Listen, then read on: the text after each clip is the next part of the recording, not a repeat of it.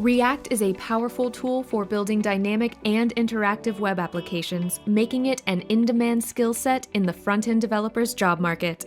To meet the demand and stay lockstep with today's technology, Udacity's React Nanodegree program encompasses what students need to pursue jobs like front-end developer.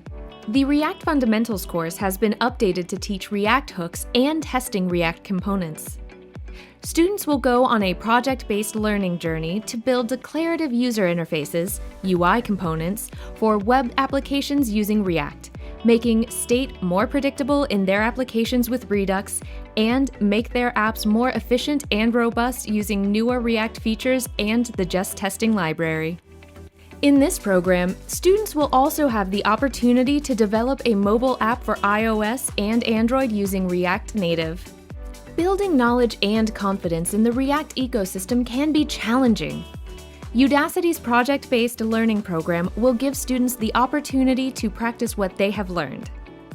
Students will receive feedback from our mentors on how to write powerful applications and create components to build complex user interfaces that will engage customers.